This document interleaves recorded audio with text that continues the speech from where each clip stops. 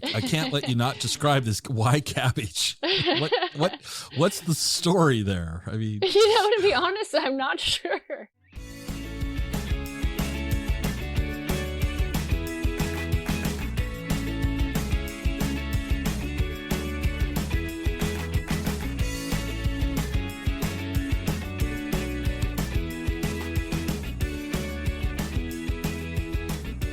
Welcome to the Exploring Washington State podcast.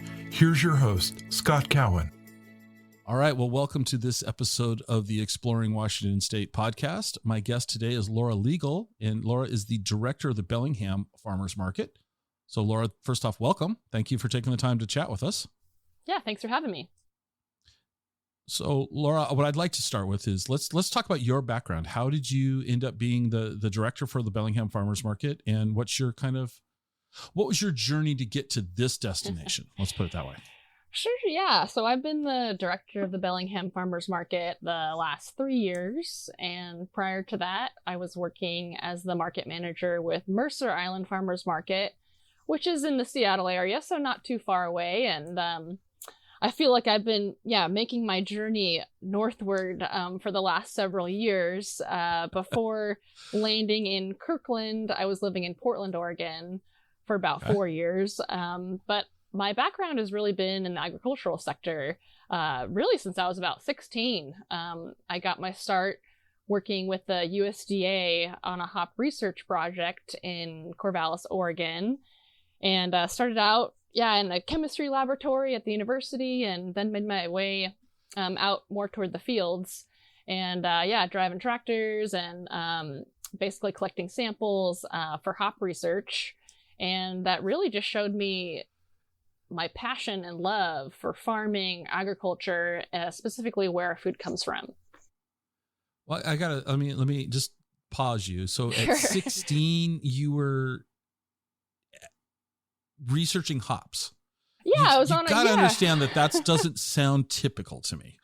So how did you? Did you grow up in Corvallis? I did. Yeah, I grew up in Corvallis, and even before that, so just outside of Corvallis, Oregon, there's a USDA research center. They called it the germplasm, and so it contains, and they house essentially probably thousands of different varieties of all sorts of food products, from apples and strawberries and raspberries. And I think my mom caught me trying to graft apples at like age 15. And so she said, why don't we our neighbor worked out there. And so I landed a volunteer gig probably at maybe age 15. It was before I was driving.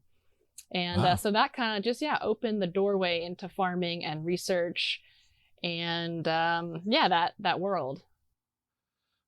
All right. So did you go to Oregon State then? I mean, that would seem natural that you might. In that natural progression, I did go to Oregon State for my undergrad, and then took about a year or two after graduation off, so to speak, and then I went to Humboldt State University in Northern California for grad school. Okay. All right.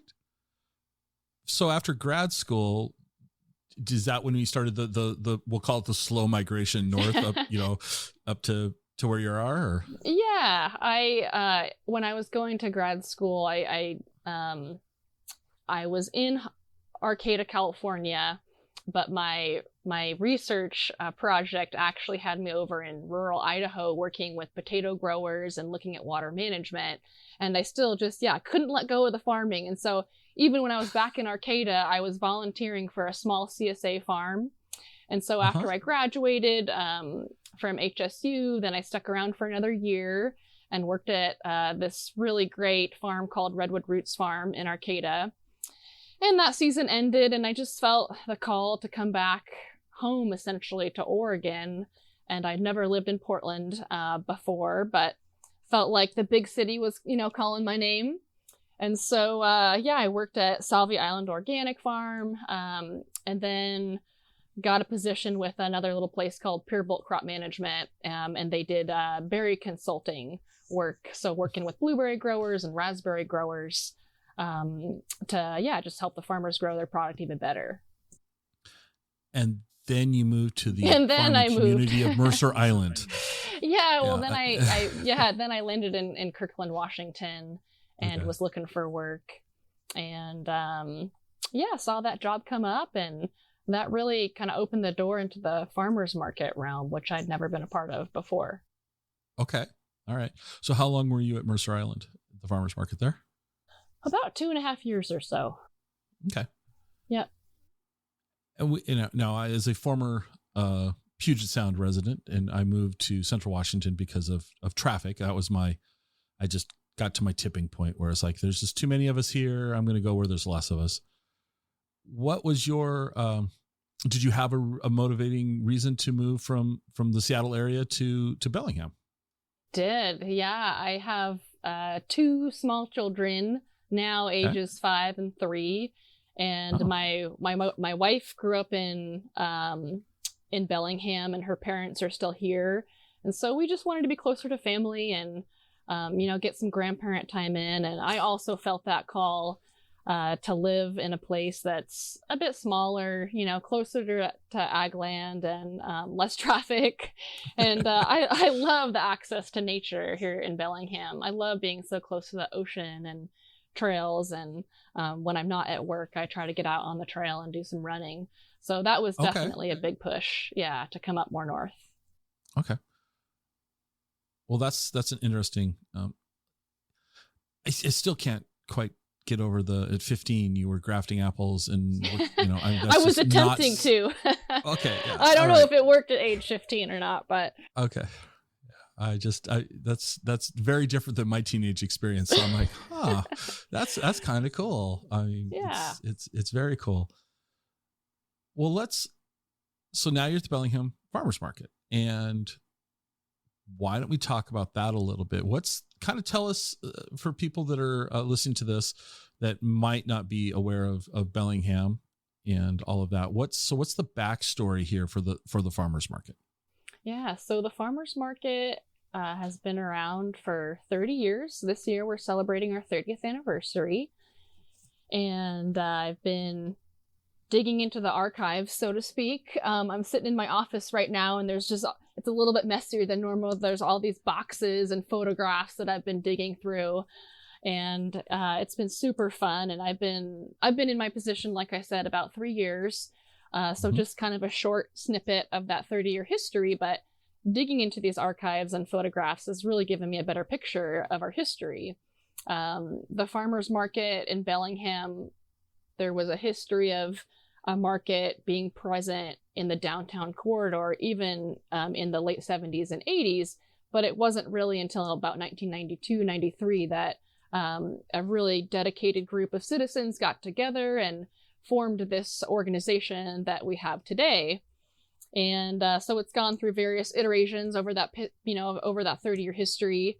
But a big turning point was in about 2006, when the market, in this sort of public-private partnership, raised a bunch of money, partnered with the city and state to build a more permanent home for the Bellingham Farmers Market, which is right downtown.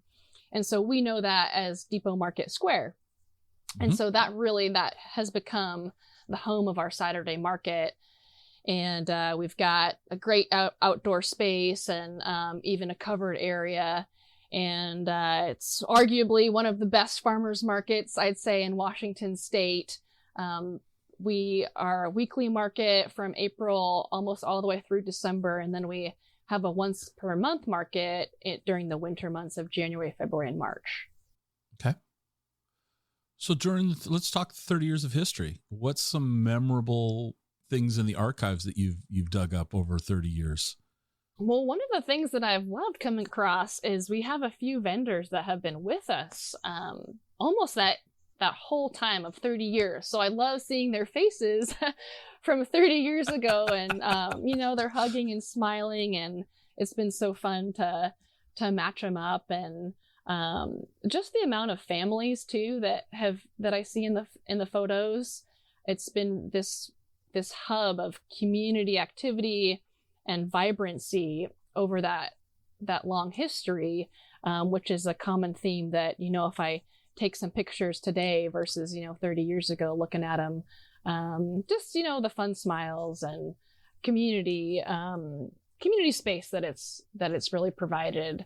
And seeing the musicians and buskers, we've had a really robust scene for local artists during that time too, which has been great. Any notable musicians? Do they get their start at the farmers market up there? Did what's his name? Who's the guy out of Bellingham that it's on the tip of my tongue that I should?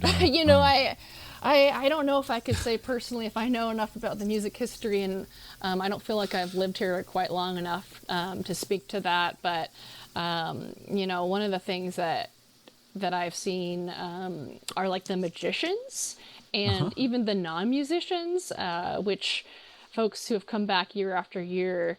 We had to put a pause on some of the buskers during the COVID pandemic, but we hope to bring more of that back into the actual market space this coming year. But just that interaction, whether it's reading and writing poetry or a magician or music, just really great place for the community to interact with all kinds of different art. So as best you can tell, when we'll go back 30 years, how big was the market 30 years ago when it started with this current, configuration, if you will? Well, it's definitely been ramping up, I'd say, year after year. That's one thing that's been pretty consistent, whether it's the number of vendors or our sales, the number of customers and participants. It seems like it just keeps getting bigger and better year after year. Well, let me ask you this question. How many vendors were there pre-COVID?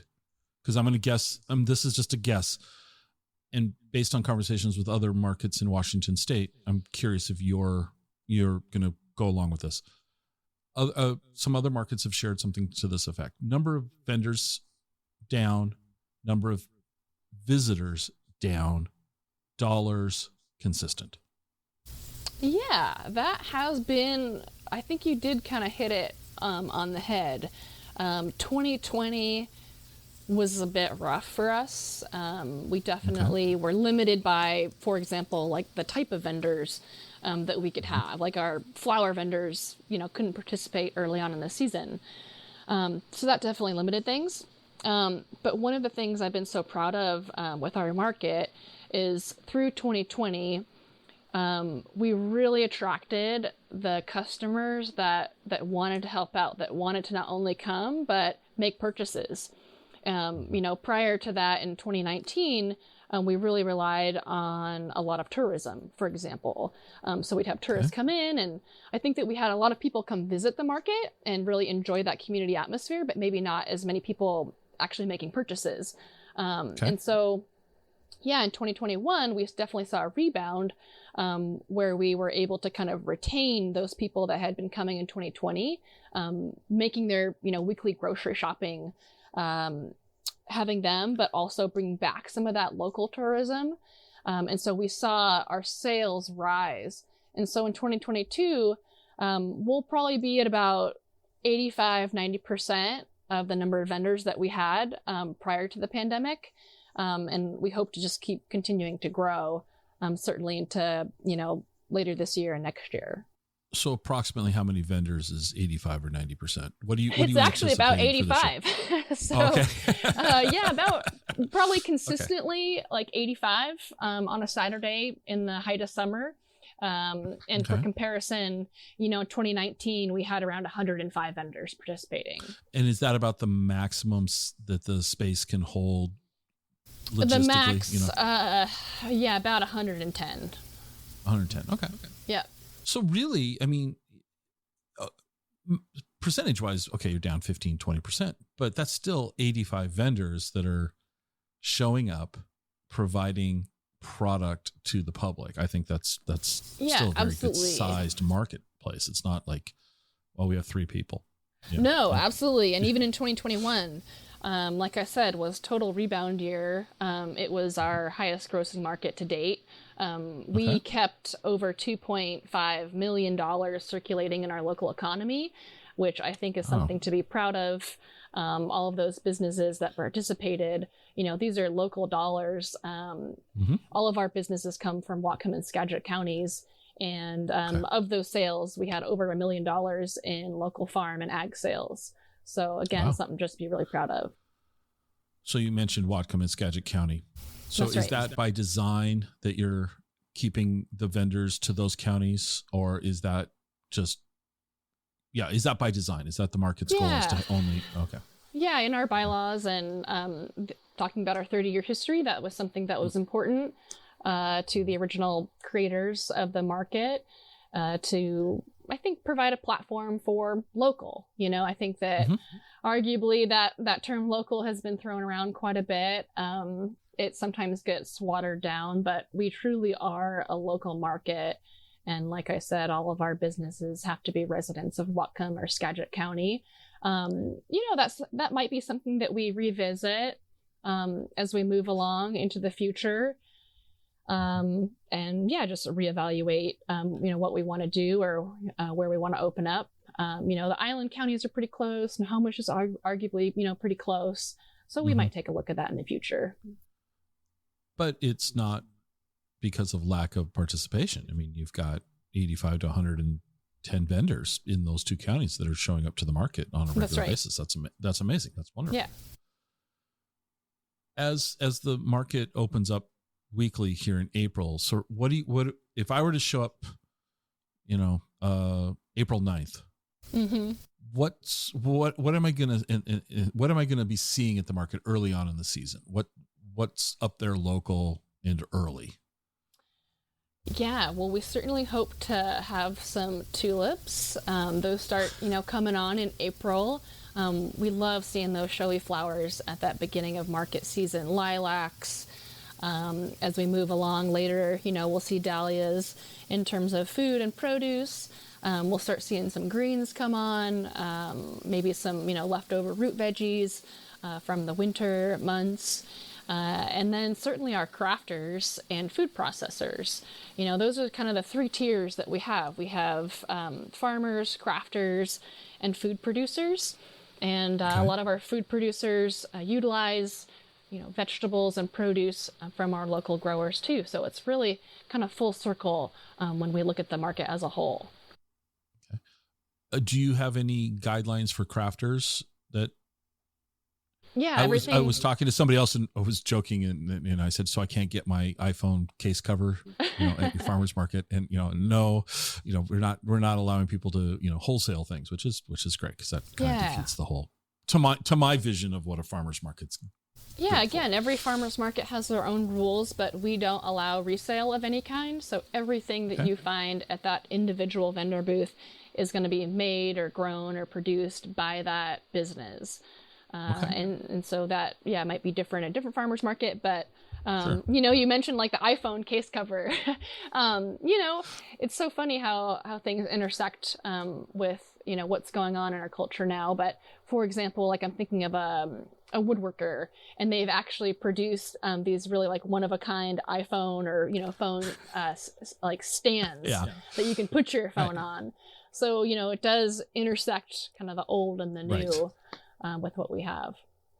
And that's, it's funny you say that because the other person that told me, unless it's a woodcrafter that's made an iPhone case and they were selling, there was a vendor at that market that was doing phone cases out of wood. Yeah. And it's like, okay. But like you said, like the stand for your phone or things like that. So then how do I want to say this? Because every, you're further north. I mean, when you think about Bellingham, in the United States, you're quite north. We are. We're very close to Canada. Well, yeah. I mean, I think it's, and I won't teach you about Vancouver South type thing. But anyway, how close? I can't even remember. I should know this, but how many miles is Bellingham from Vancouver? Oh, from Vancouver? Oh, I'd have to look that up. I always kind of think of us as like being close to the border. I think we're maybe like 15 miles or less, from the border. But from the border, I mean, so a little over an hour, to Vancouver. Yeah. Drive. Right. And for the longest time, you couldn't, even if you wanted to, you couldn't even go up there because the border open at this time? Yeah. Okay. So it is open. Yeah. You have to get the test and whatnot. Right. Okay. So as we progress through the growing season up there, so what what are some of the products that I should expect to see throughout, as the season progresses there? What is your market? I don't want to say known for, but what can I count on there? I'm not going to probably see a bunch of hatched chilies. Let's put it that way. We are in Washington. We do have some chilies that are grown by our producers, but sort of the staples that we look forward to every year are the tomatoes and heirloom tomatoes. We're a big raspberry producing growing region. All the berries, raspberries, blackberries, lots of blueberries. I love seeing, some of the stuff that you wouldn't necessarily find at the grocery store. Every season, I love finding what are called ground cherries. Have you ever had those, Scott? Can you tell by the look on my face? I'm looking at you like, what? What? No, I have not. What are ground cherries? Yeah, they I think that they're related to tomatillos, in the tomatillo family, but they're like one of the most tropical tasting fruits that you could find in our area. They're almost they're in like a little paper husk, and they're like a yellow peachy cream color. They look like a tiny tomatillo, but they're just like bursting with this sort of citrus pineapple flavor. And yeah, you can't find them at the local grocery store, but you can find them at the farmers market. We have a couple growers. That's one of my favorites. I've never, even though this is an audio podcast, everyone knows we're running the video so we can see each other, but the look on my face, I'm like, what? I have never in all my years heard of this. That's kind of cool. Yeah. I have to. And so when are those in season? Those are around August or so a little bit more late summer. Okay, which makes sense given the way you've described them. Right. They like that heat. And they come on a little bit later, but just a wide variety of fruits and vegetables, sort of the classics too, the greens, the kales, the onions, berries, like I mentioned before, cucumbers, just, everything pretty much in this parts. Now, do most of your vendors, are they there the entire season, or do you have a lot of people that come in and, part of the year, how does that in your market? How does that look?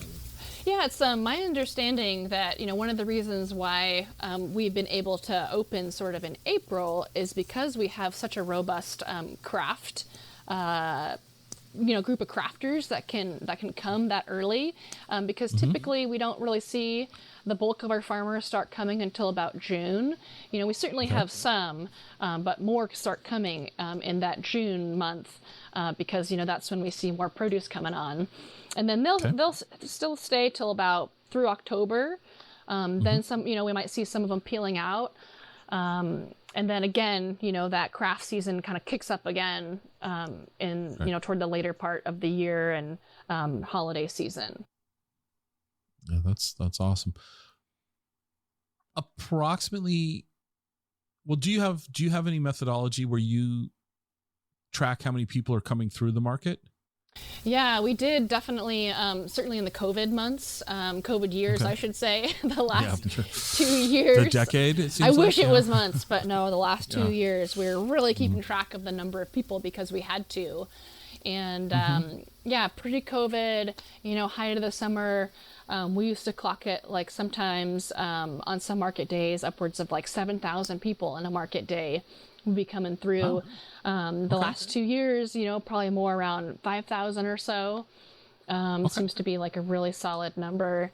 But yeah, when I think about that, the number of people that are coming in is just amazing that come to the downtown corridor for our farmers market.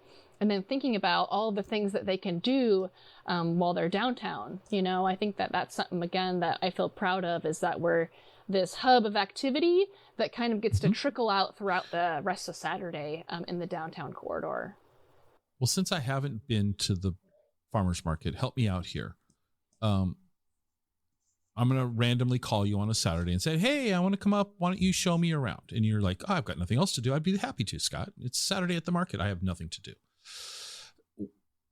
What would you say we need to go see? Like, what you're calling it the hub? What else is around it in the downtown core there that we should go and check out? Yeah, well, the Depot Market Square is right across the street from Boundary Bay Brewing. which has been a long time in that place and location. La Fiamma Pizza is right next door. The co-op is, only probably a block and a half away if you need to pick up, some of your other items that we can't provide. Banks, ton of other eateries and shopping places around downtown. So I'm going to put you on the spot. I'm going to, if I show up on a Saturday, I'm going to go, where can I get coffee? So where would we go for coffee? Well, I'd bring you to the farmers market, of course. Okay, so do you have vendors at the market that are serving coffee? Yeah, we do. Bellingham Coffee Roasters. They are a producer of like whole bean and ground coffee, but typically they also sell drip coffee at the market. One of the businesses that I'm super excited about, they haven't been offering drip yet. But they're Coast Salish Coffee Company. They are from the Lummi Island, and they have a great decaf and full caffeine varieties. And then Festival Espresso. And then we've got like one new business. I can't remember their name right now as I'm on the spot. But we really hope to bring back like a robust coffee scene. That was something that our customers, were telling us was kind of missing during the COVID years. And so we hope to bring more prepared food back to day of market. Well, you just weren't able to. I mean, the guidelines didn't allow for that. And so, so you, at full capacity, in theory, you would allow four, I mean, as I think you should, 4 or more for me, coffee. You're going to let 4 coffee vendors be there? Yeah, we are. Yeah, I always think a little bit of competition You're my type good. of market. I think a little bit of competition is good. And, we always try to make a balance, right? Like each business is, even though they're all selling coffee, for example, they've got different backgrounds, different stories, and a little bit different coffee. And I think that it's always a balance, providing, customers, some options. Well, and I joke, but like the decaf place wouldn't be where I'd go. But but at the same time, I could also understand that there are people that would appreciate the fact that they could get decaf. Sure. We just won't make fun of them. Well, I will. But hey, I'm a decaf drinker too sometimes. So I like the half and half decaf, half regular. I have nothing against the idea of decaf at all. I have just not found one at this point in my life that I appreciate the taste. Yeah. Just have it. Yeah, I'm going to plug Coast Salish Coffee Company. You got to check it out. Okay. All right. I'll give it a try. So we have the Saturday market. What are the hours for the Saturday market typically? 10 to 2. That's something to mention. They used to be 10 to 3 pre-pandemic. We shaved off an hour for a variety of reasons, but it seems like the vendors and our staff and even customers, most of us have been enjoying that 10 a.m. to 2 p.m. So that's what we're going to stick with in 2022. We might reevaluate it later, but 10 to 2. Well, let me ask you this. How many people does it take to put on the Saturday market? Yeah. So it's myself. I always kind of like to imagine myself as a little bit more in the background, kind of running the show during the week. And then our market staff steps up, and they're sort of boots on the ground. I have an awesome operations manager. Her name's Morgan. She's there every Saturday from start to finish. And then we hire 2 market assistants that just work day of. So in total, there's 4 of us. I'm full-time, and then the rest are part-time. So on Saturday, you're not just rolling up at 9:55 a.m. Definitely not. At 2:05. So what's a typical Saturday look like for your team? Yeah, I love this. I love describing this because, sometimes I think that the public just thinks that the farmer's market just sort of like happens, on its own. Pops up. Yeah, just pops up, everything just happens with a little bit of sprinkle of magic. But truly, it does take a lot of hard work and stuff going on in the background to put on a really good event every single week. And so the staff typically shows up around 6:30 a.m. They're putting out all the signs. making sure that, all the simple stuff like, but it really adds up, bathrooms are open, the pavilion's opened up, unlocking everything. And then 7 a.m. is when cars and vendors start rolling onto the site. Okay. So the vendors can take a couple hours to get set up. Yep. They've got a couple hours. Not too bad. And then how long does it take to tear it down on the back end? Yeah, we crank it up a notch a little bit, and everything's pretty much gone in an hour and a half. Wow. Okay. Yeah. All and right. so the space that we actually rent it from the city of Bellingham. They've been a wonderful partner of ours over a 30-year history. And so the space that we rent, Depot Market Square, the city can rent that out to all sorts of other, events and individuals. Pre-pandemic, they had a lot of weddings. So, we'd have to make sure to get everyone from the farmers market, off the site in case there are other events that happen right after We're not ours. going to sell ground cherries at the wedding reception. Okay. Got it. How's the Wednesday market? And let's talk about, shift gears to the middle of the week. Yeah. When did the Wednesday market start? So the Wednesday market starts in June. This year we're going to go through mid-September. It's typically been June through September. We had a long history of running that Wednesday market at a location in Bellingham called Fairhaven, the Fairhaven neighborhood. But due to changing customer spending habits and limited parking, that site, it was called the Fairhaven Village Green, just got a little bit too small for that Wednesday market. And so we took a pause due to the pandemic in 2020. But last year we brought the Wednesday market to the Port of Bellingham property, which is very close to downtown, right near the waterfront. Super exciting location for us. It's close to the bicycle pump track downtown and the granary building. And Kulshin Brewing has a beer garden, they call it, right down there that's open up in the summer months. So the space is kind of raw, but really exciting that we get to be in on it at sort of the foundational level. Okay.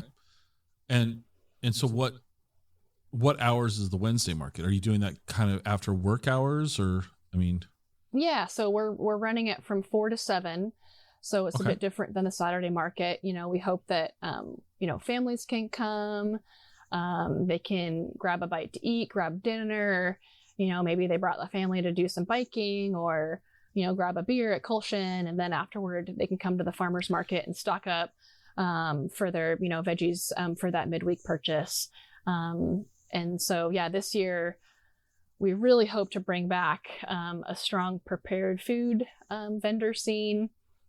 So we're going to be offering like hand pies, and we've got a new food truck coming called Hungry Street. They're offering, it's like Venezuelan and American cuisine. We definitely took that to heart and are hoping to bring back more prepared food. Okay. I'm on your website. Sure. And so I'm looking at some things, and I was going to ask you about something, and then I saw that it said suspended until further notice, but can we talk about some projects? Yeah, some programs? Different events and things. Sure. Yeah. So I want to know more about what Kids Vending Day was and hopefully will be again. So I'm guessing that it's suspended because of Yeah, COVID. We had to suspend it due to COVID, just in terms of, we wanted to keep everyone safe. And so we were really focusing on the essentials, people sort of getting in and getting out. Kids Vending Day used to be an event where we would invite the public, kids, as you can imagine, to have like a little table and then offer their wares that they had prepared themselves, mostly things like arts and crafts. And that program is currently under evaluation. We're not sure, what we're going to be doing next, but we know that we want to offer something robust for the kids and the family.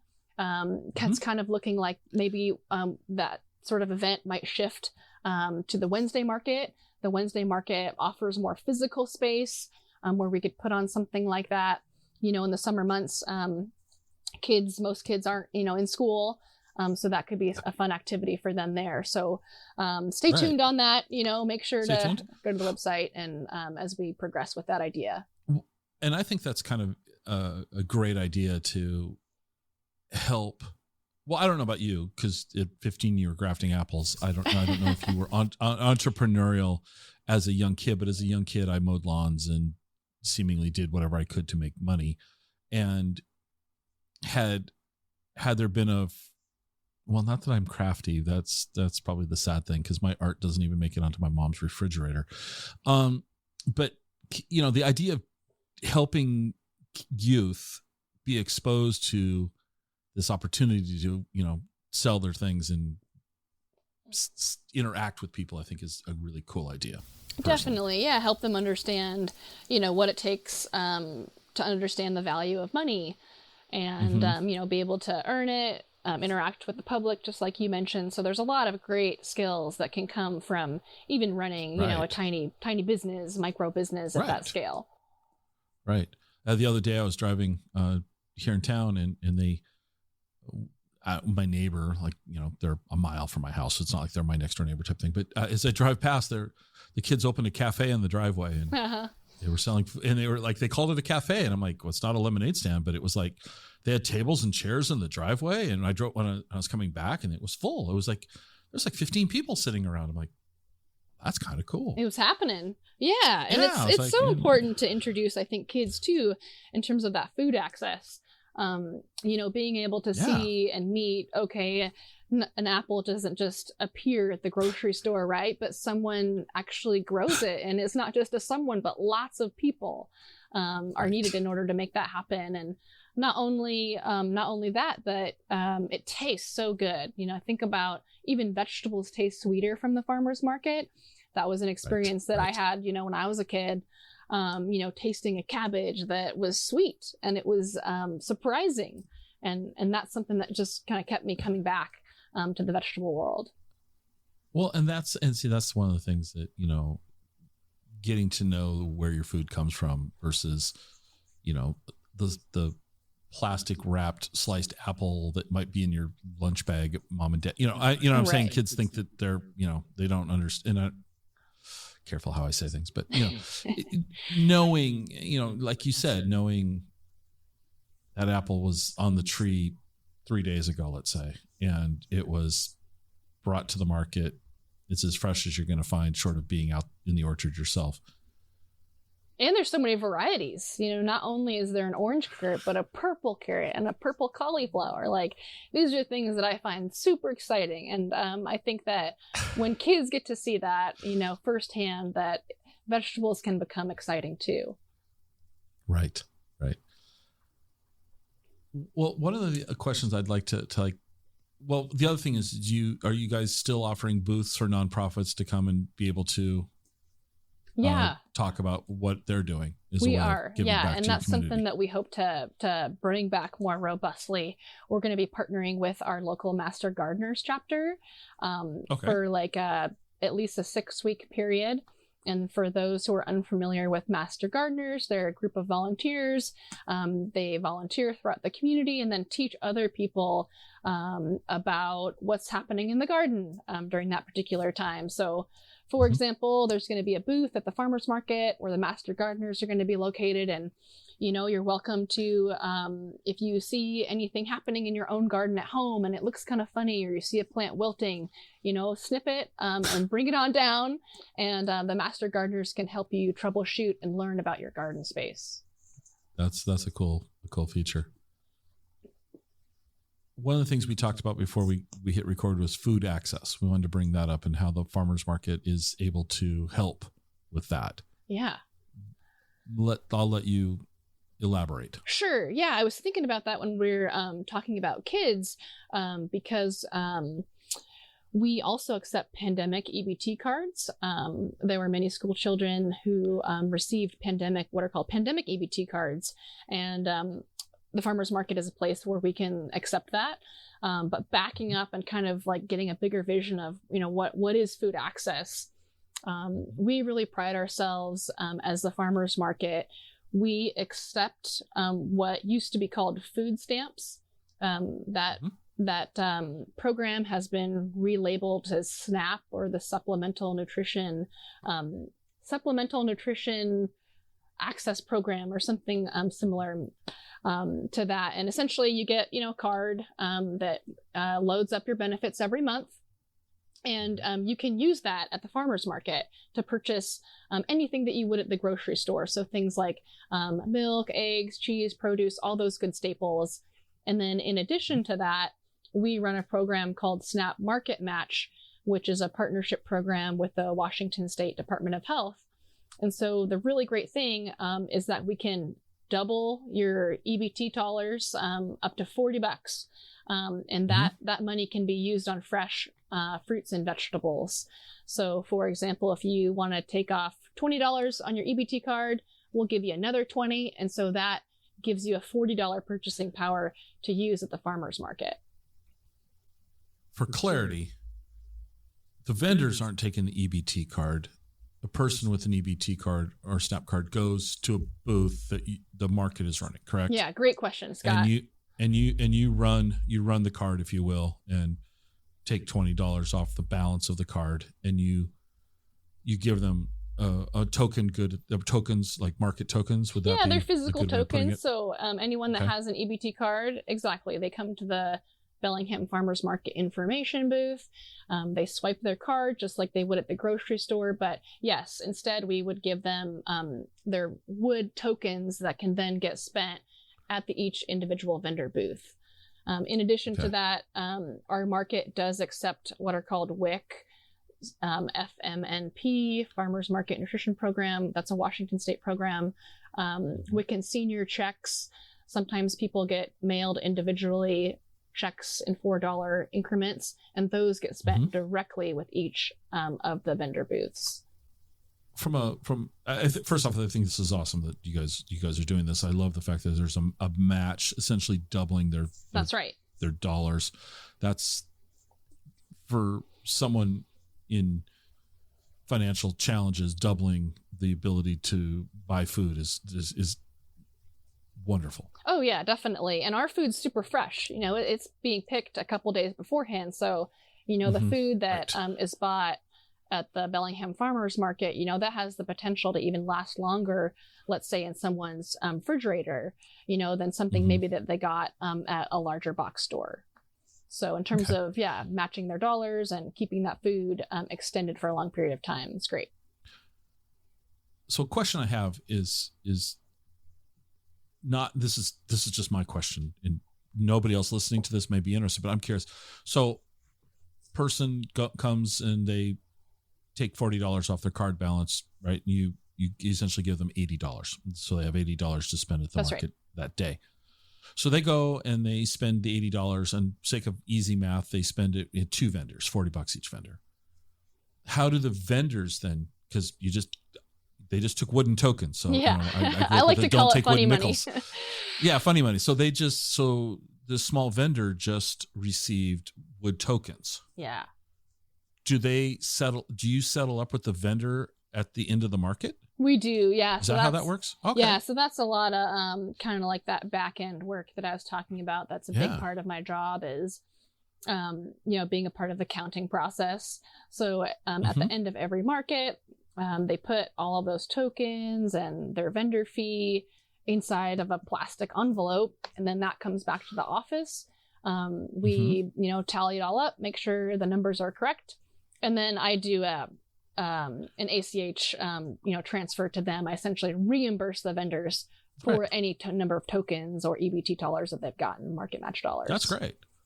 So, it works on a couple of levels, really. When you think about it, you're able to give fresh food to, well, not give, but they're able to purchase fresh food, and in some cases doubling the amount that they could purchase, which helps boost sales for the small vendor. Absolutely, definitely. That's why I love the program. Everybody wins here. Yeah, everybody wins. It is really a big win-win. And the market match dollars, the EBT dollars, all that stuff is we're just helping everyone out with that program. No, that's fantastic. Do you see anything, in the future? Is there do these programs look like they'll continue moving forward in the future? Or, I mean, I see the crystal ball right there on your desk. I mean, I can see your crystal ball. So forecast for me. Yeah. But what are you seeing as a market manager there? Is the state looking at these things? Yeah, we've been told that the market match program, we definitely hope to continue that and bring some stability to that program. It seems like that's definitely the direction we're headed with Department of Health at Washington. And then in terms of kind of on the horizon, the big question is, whether to essentially load like that WIC and senior FMNP. Right now, like I said, that program is on paper checks, for example, whether to put those benefits onto some sort of card. And so there's talk about whether or not these transactions, instead of really happening at the information booth, a lot of them, whether to move those transactions at each individual vendor on an electronic basis. The powers that be are talking about that,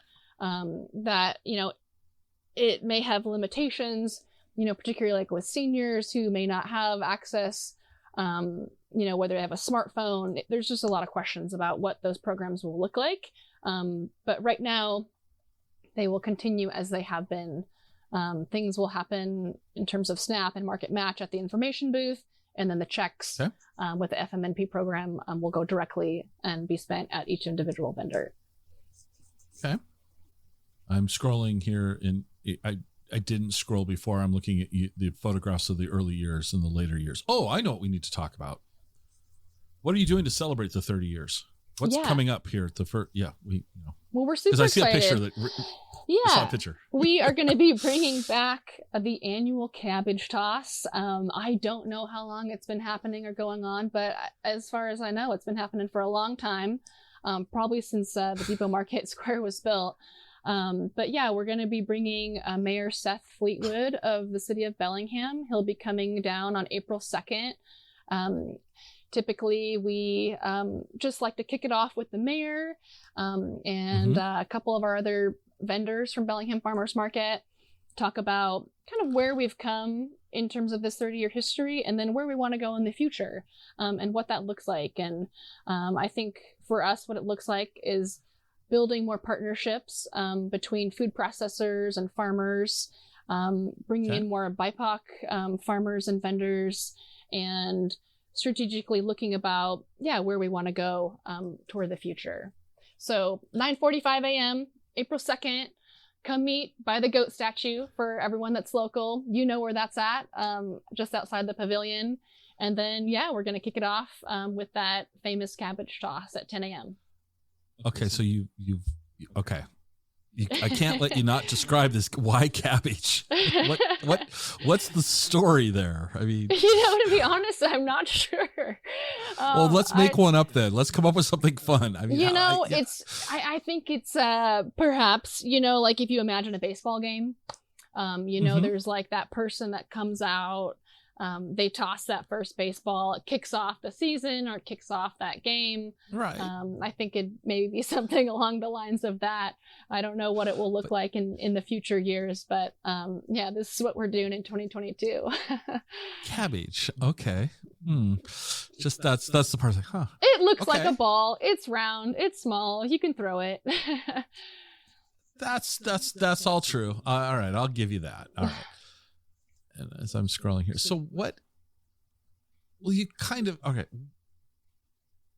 what's your, when I say your vision, I understand that you're not the only vision here, but what do you anticipate the next 2 to 5 years to look like for the Bellingham Farmers Market? What would you like to see things move towards?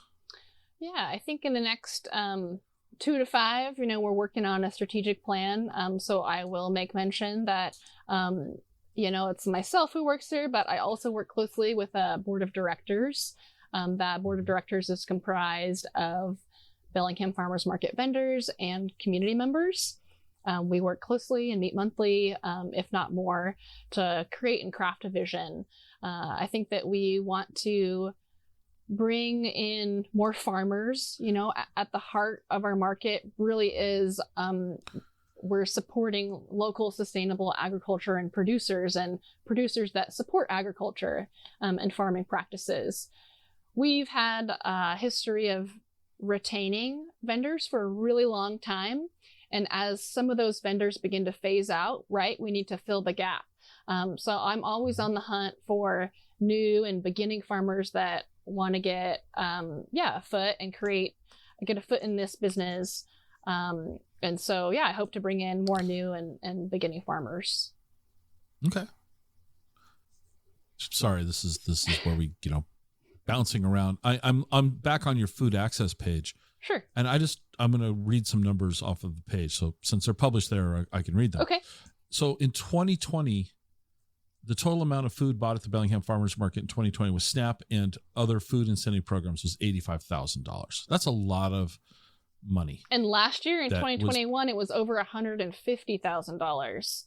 So wow. we have seen a huge increase. We all know that people were hit hard with the COVID pandemic, and we've been working to spread the word about these wonderful programs. And we really hope to continue growing those programs and getting the word out in terms of people being able to spend their dollars at the farmers market. And I will make mention too that it's not only the Saturday market, but we will get a lot of questions about whether customers can utilize those EBT and market match resources at the Wednesday market. And that's a resounding yes. So we definitely encourage people to shop at both markets. All right. And then the last, so these were bullet points. And so I'm not going to break down, but well, actually I will. EBT was 37, matching incentives was 33,000, WIC checks 3,000, senior checks 12,000. But the next line item is that the Bellingham Farmers Market vendors donated 14,000 pounds of fresh produce to hunger relief agencies in 2020. Yeah, we have a great relationship with the Bellingham Food Bank. And I was going to mention that earlier. And in terms of usually they come between June and October, and then any food that farmers want to donate at the end of the day, so things that don't get sold, can go directly to the Bellingham Food Bank, and then that goes right back, to folks that need access to local healthy produce. So it's been a wonderful program. That's great. In 2020, we were able to pay our vendors for that produce. We had a special grant in conjunction with the Bellingham Food Bank, and we hope to continue searching for more funding opportunities in order to pay our producers for those donations. Okay, that'd be great. What else didn't we cover about the farmers market? Well, I was thinking about just in terms of, like I said before, I think the Bellingham Farmers Market is probably one of the best in the state. But there are so many other wonderful farmers markets throughout Washington state. And I know that your listeners are probably located all over the place. If they're looking for their own local farmers market or a farmers market close to them, they can go to the Washington State Farmers Market Association webpage. It's our sort of larger organization that helps all of the farmers markets out there within the state. And I would encourage folks to go there. Okay.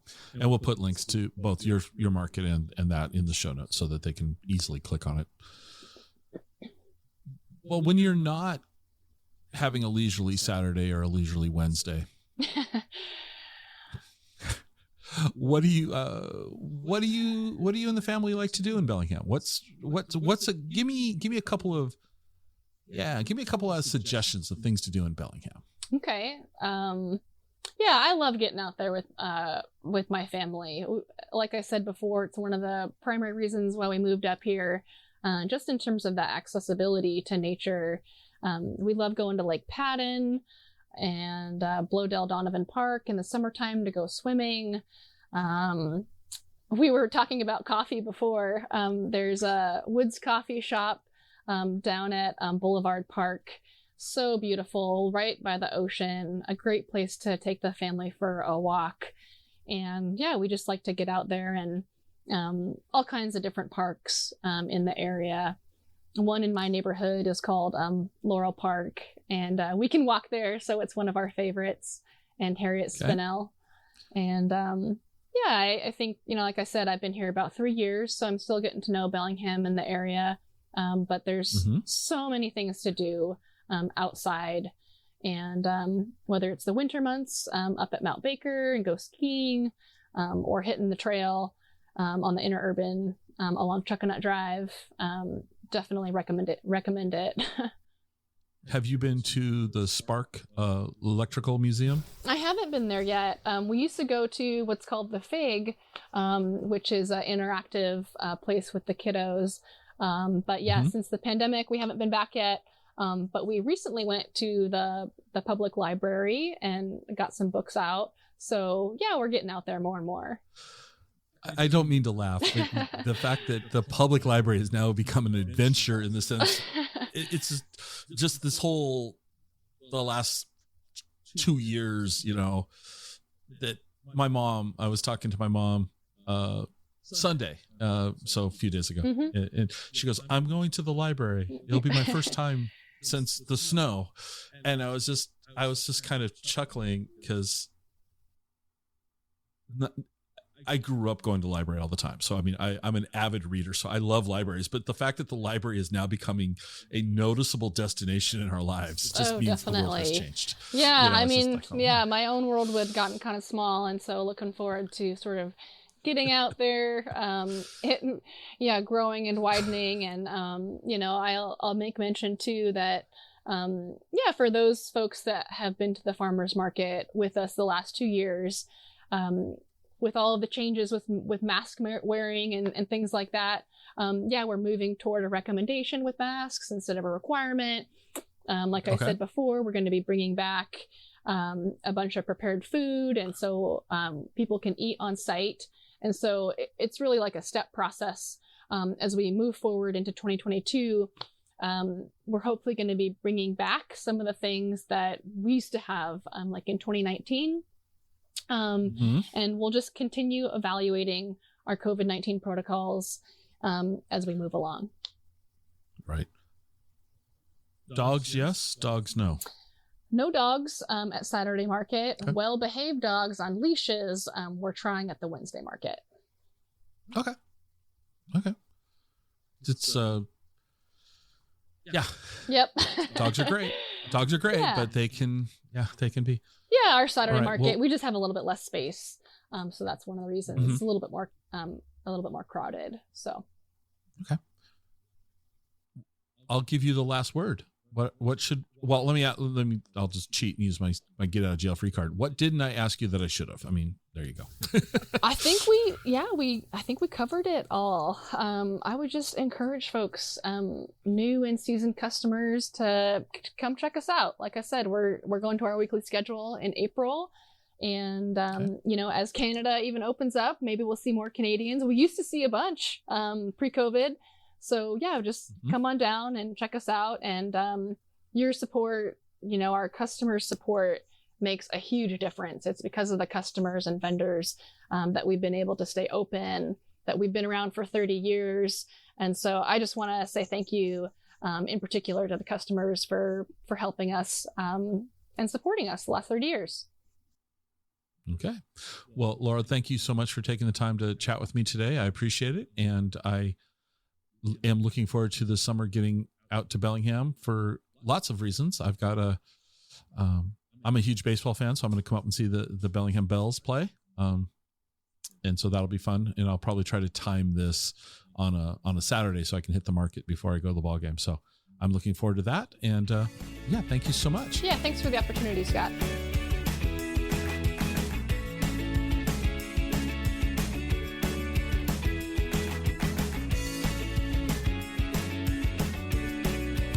Join us next time for another episode of the Exploring Washington State podcast.